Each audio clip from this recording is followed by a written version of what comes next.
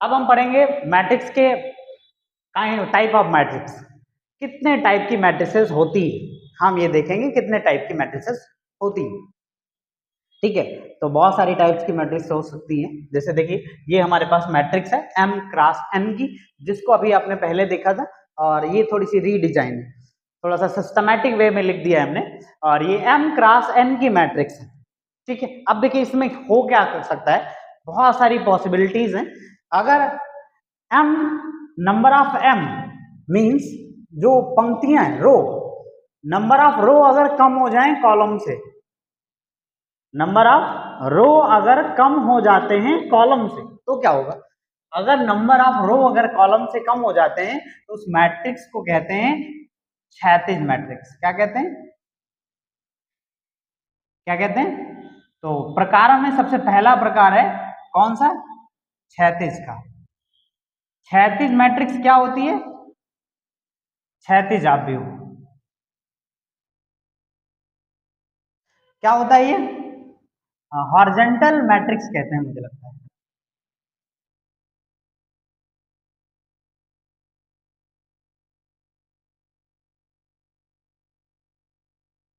Horizontal matrix. ठीक है, इसमें क्या होता है, number of m means m is less than n होता है। m क्या होगा, n से लेस होगा, मींस नंबर ऑफ पंक्तियां जो है, पंक्तियों की संख्या ज्यादा कम होगी और कॉलम की संख्या ज्यादा होगी। जैसे एक एग्जांपल लेते हैं, उससे देखते हैं। जैसे एक मैट्रिक्स में लिख रहा हूं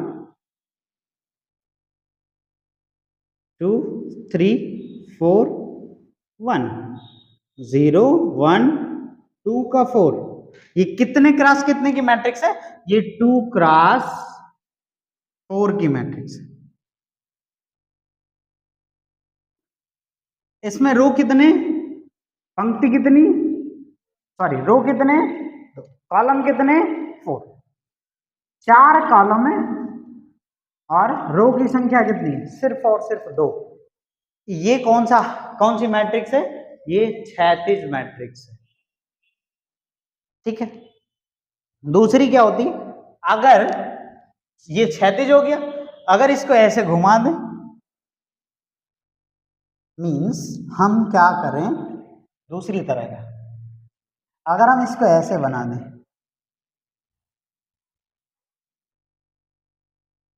2 3 4 0 2 0 1 2, कोई जरूरी नहीं है यही एलिमेंट लेना है, लेकिन हमने वही ले लिया। तो ये कितने क्रॉस कितने की मैट्रिक्स है, 4 क्रॉस 2। ये कौन सी मैट्रिक्स हुई, ऊर्ध्वाधर।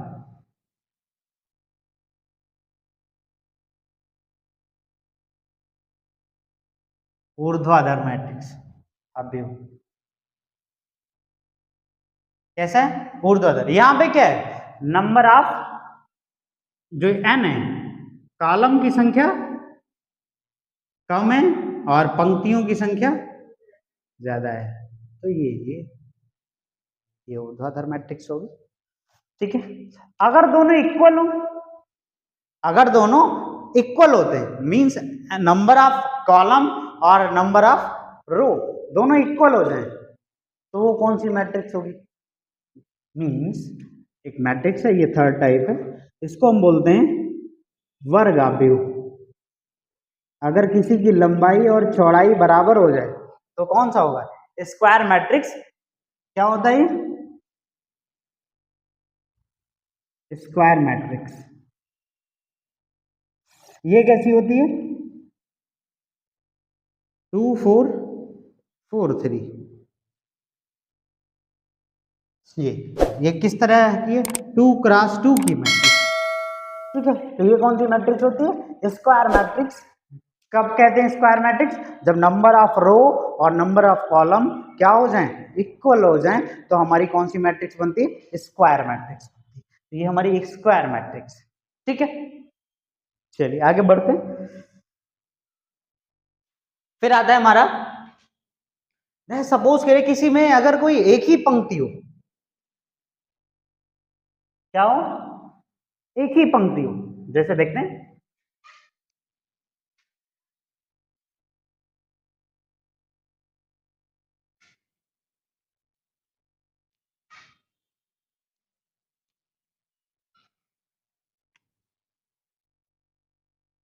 फोर्थ नंबर होगा, इसको बोलते हैं पंक्ति आव्यूह।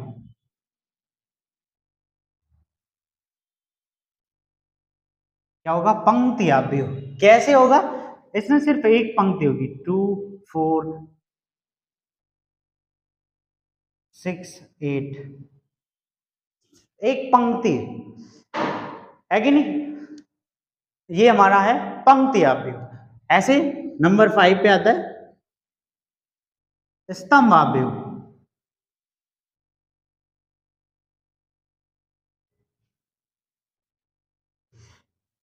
इसमें एक स्तंभ होगा, स्तंभ आव्यूह, ठीक है। अब हम देखेंगे प्रिंसिपल डायगोनल, मतलब मुख्य विकर्ण। मुख्य विकर्ण हमने क्या पहले भी बता चुके हैं आपको, जो ये विकर्ण होता है, ये किसी भी मैट्रिक्स के जो ये एलिमेंट होते हैं,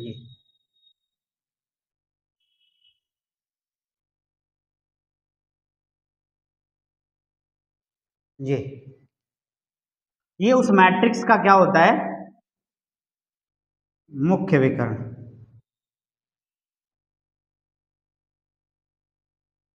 ये मुख्य विकर्ण होता है, ठीक है।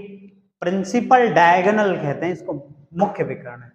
इसके एलिमेंट जो है वो मुख्य विकर्ण के एलिमेंट हैं, ठीक है। किसी भी मैट्रिक्स का अगर हमें एलिमेंट रिप्रेजेंट करना है, कोई भी मैट्रिक्स हो, जैसे सपोज करिए कोई m क्रॉस n की मैट्रिक्स है, क्या है, जैसे ये सपोज करिए ये मैट्रिक्स, ये मैट्रिक्स कितने क्रॉस कितने की, m क्रॉस n की मैट्रिक्स है। इसमें हमें एक एलिमेंट रिप्रेजेंट करना है, तो उस एलिमेंट का रिप्रेजेंटेशन कैसा होगा, कैसे रिप्रेजेंट करेंगे। जैसे सपोज करिए ये मैट्रिक्स ए है, कोई कौन सी मैट्रिक्स है, ए, इसमें एक एलिमेंट है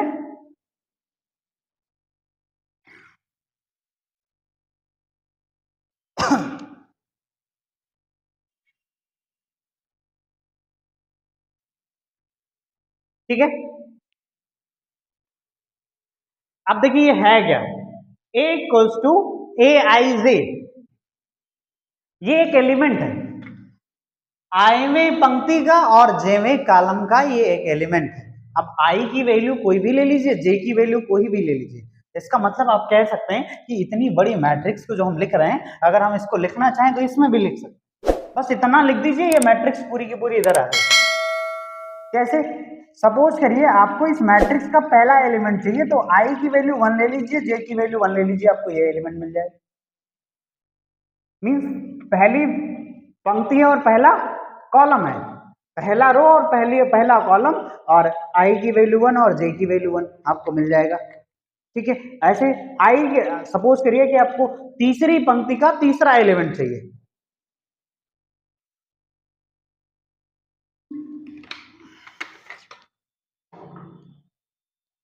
या आप कह सकते हैं आपको तीसरी पंक्ति के का और तीसरे कॉलम का एलिमेंट चाहिए।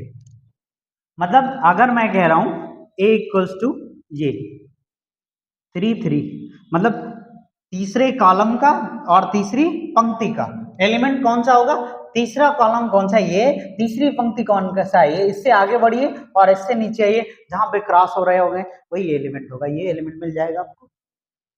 तो कोई भी मैट्रिक्स है, अगर उसके एलिमेंट को रिप्रेजेंट करना है तो आपको इस तरह से रिप्रेजेंट करना है।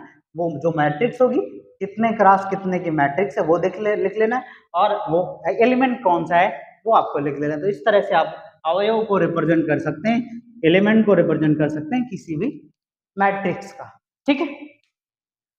अब इसके बाद बोलते हैं, देखते हैं शून्य अवयव या रिक्त अवयव, एम्प्टी अवयव, जिसमें कोई एलिमेंट ही ना हो, सिर्फ 0 0 है कि नहीं, वो हमारा क्या होता है, रिक्त अवयव या शून्य अवयव, जिसमें सिर्फ और सिर्फ 0 0, ठीक है। कितने नंबर होगा, 6 नंबर, 6 नंबर, ये है हमारा रेक्टाब्यू। इम्पटी मैट्रिक्स, सारे के सारे एलिमेंट 0।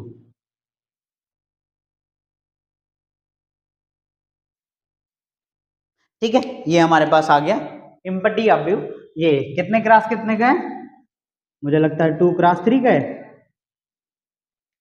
ठीक है, मुझे ठीक लगता है ये 2 क्रॉस 3 का ही है। ठीक है, तो ये हो गया आपका रिक्त समुच्चय। इसके बाद आगे पहुंचते हैं। बहुत ही अच्छा अव्यू है,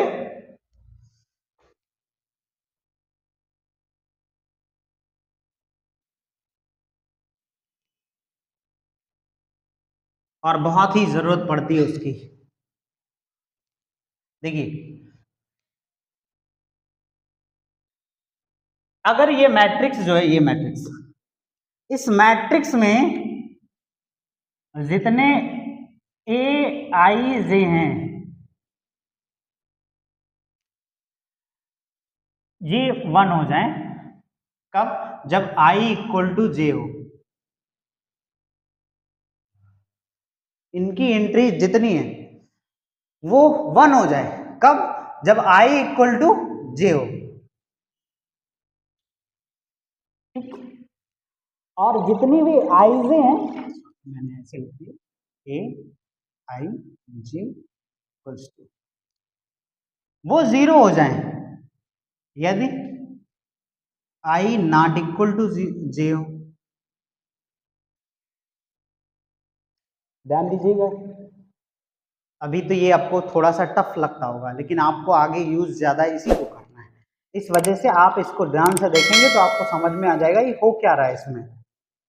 मैंने क्या कहा, ये जो एलिमेंट है इसके, इस मैट्रिक्स के जो एलिमेंट है, इसके जो एलिमेंट है वो क्या है?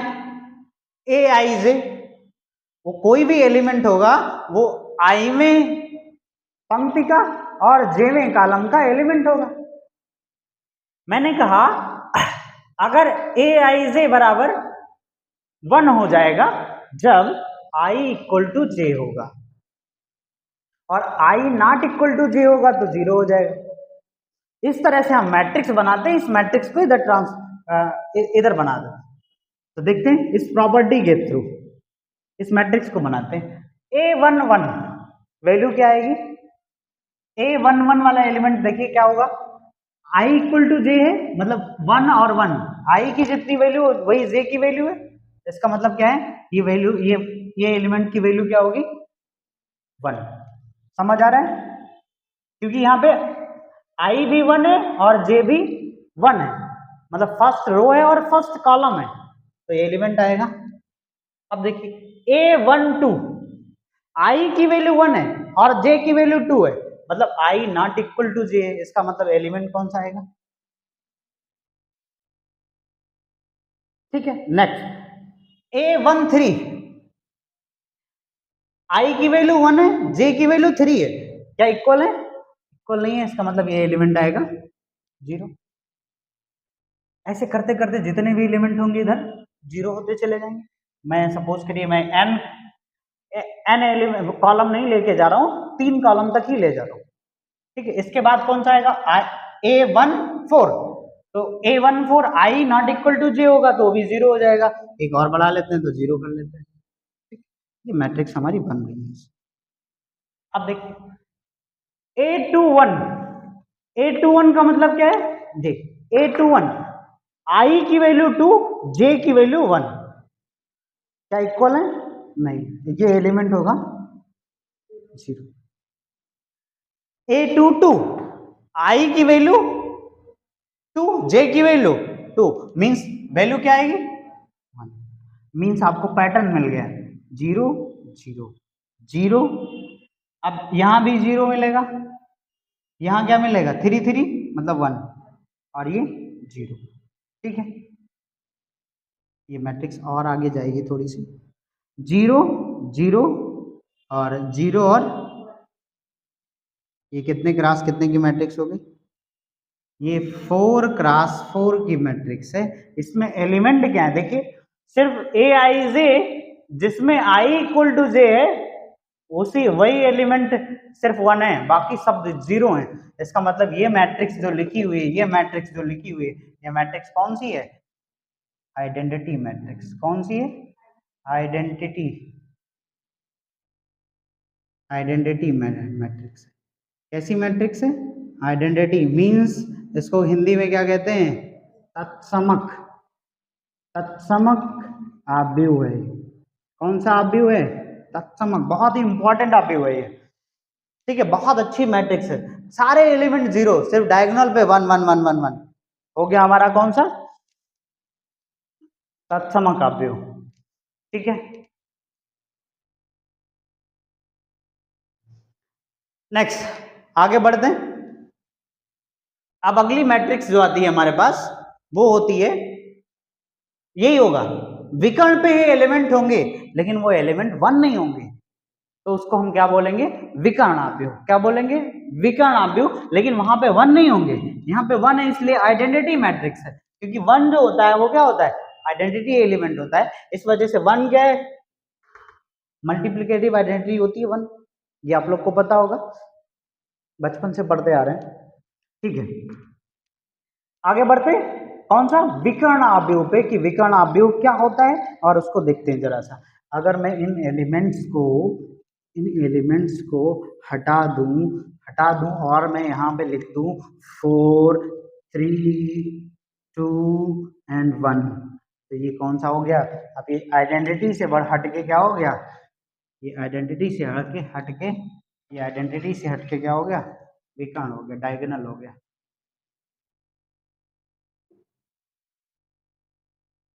ये डायगोनल है मैट्रिक्स होगी,